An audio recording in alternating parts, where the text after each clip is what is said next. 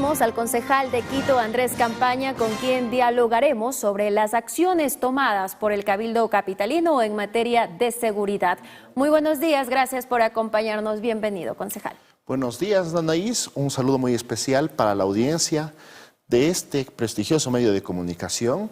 Mi solidaridad también ante los trabajadores, tanto de los medios de comunicación de responsabilidad del Estado, TC y Gama, que el día de ayer sufrieron un atentado terrorista.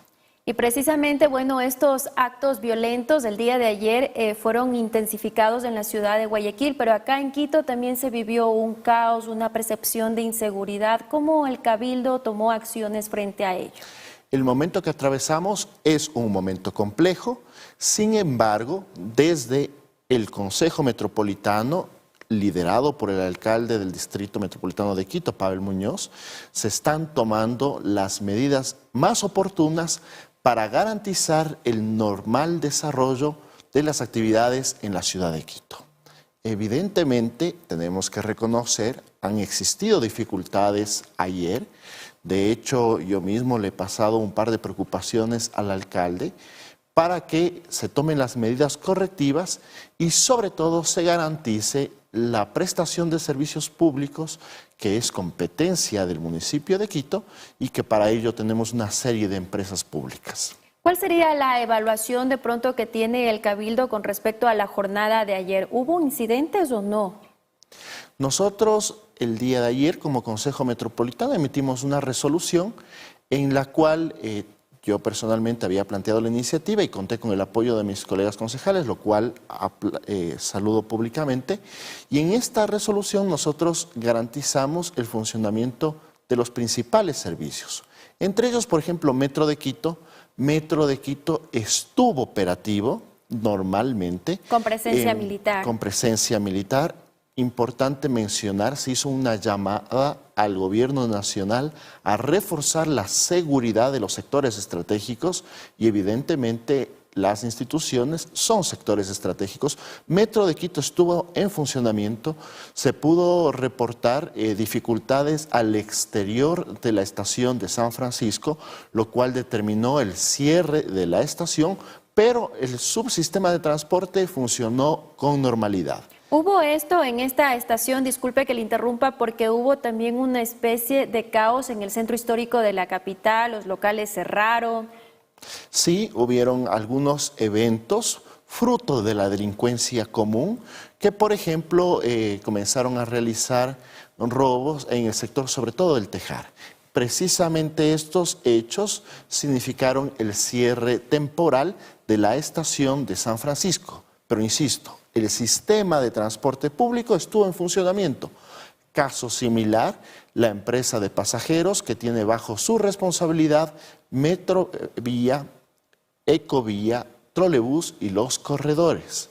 Importante señalar que ante los hechos que suscitaron en la tarde del día de ayer, hechos que no tienen antecedente, hubo una fuerte necesidad de los ciudadanos de regresar a sus hogares, lo cual evidentemente generó de que exista una alta demanda de los servicios de movilidad, frente a la cual hubo dificultades por parte de la institucionalidad. Y ahí se cuestiona un poco la falta de presencia también de agentes metropolitanos, de agentes de control. Sin lugar a dudas, hubo muchísimo malestar ciudadano. Yo personalmente tuve la oportunidad de conversar con las autoridades de la Agencia Metropolitana de Tránsito, también manifestándoles ese malestar de los ciudadanos, pero también tenemos que tener en cuenta de que la Agencia Metropolitana de Tránsito cuenta con un número limitado de agentes, entre 500 y 600 agentes operativos para una ciudad de 3 millones de habitantes, lo cual sin lugar a dudas complica ejercer acciones de control en todo el Distrito Metropolitano de Quito. Y frente a ello, el día de hoy existe el ofrecimiento del alcalde de mejorar el contingente para el control del tránsito vehicular, pero también creo que es importante como ciudadanos que podamos contribuir, que la solidaridad, la empatía, la responsabilidad guíen nuestro accionar y podamos ayudarnos unos a otros en momentos complejos para la ciudad y el país. Y de hecho, bueno, ahora se retomó el pico y placa que se suspendió el día de ayer por la necesidad de que todos los ciudadanos requerían ir a sus casas a protegerse. Pero bueno, ahora la prioridad de este pico y placa no sería de sancionar a los infractores, sino de realizar estos controles exhaustivos también. Tenemos una gran dificultad de carácter estructural en la Agencia Metropolitana de Tránsito. Lastimosamente, la coyuntura nos promueve a hablar del momento que atravesamos. Sin embargo, en cuanto a esta institución, nosotros, un grupo de concejales, hemos sido muy insistentes en el alcalde de que es necesario reestructurar totalmente esa institución porque se ha convertido en un foco de corrupción.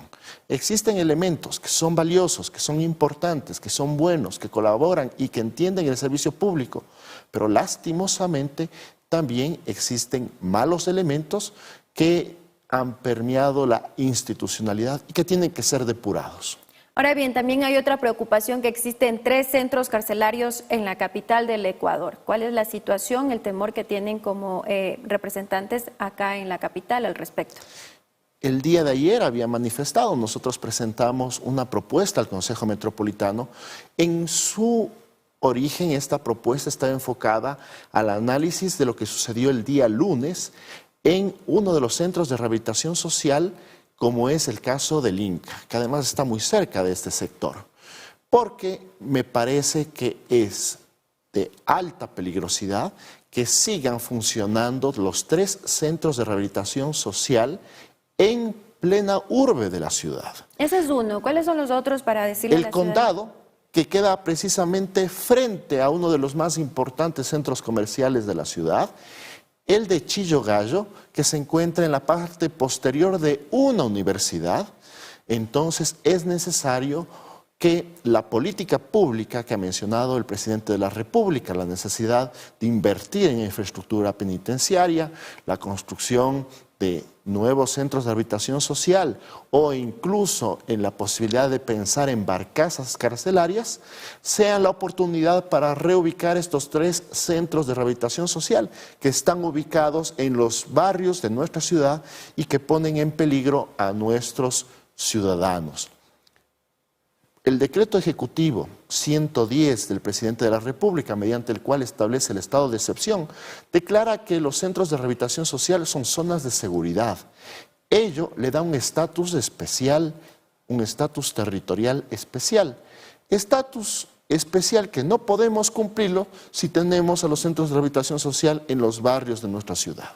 Aparece hoy en día que está todo normal o calmado. Estamos recién iniciando esta jornada, pero no hay que bajar de pronto las manos ante esta situación. ¿Qué acciones para el día de hoy se prevé por parte del municipio de Quito? El municipio de Quito tiene que seguir trabajando con normalidad. Había mencionado, por ejemplo, que el sistema de transporte público funcionó con normalidad, claro que evidentemente con estos altos picos de demanda.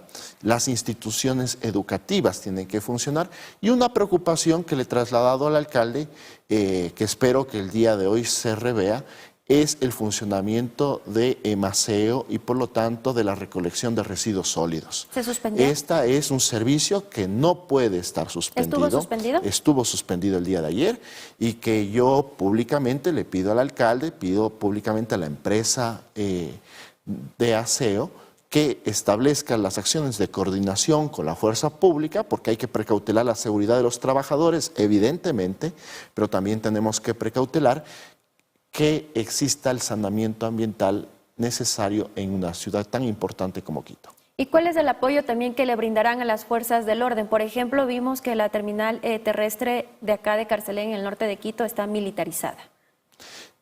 Estamos en un estado de excepción en el cual, además de la acción de la Policía Nacional, también existe la intervención de las Fuerzas Armadas y en ese sentido, en el marco de nuestras competencias, que son garantizar la seguridad ciudadana, el municipio de Quito se encuentra trabajando.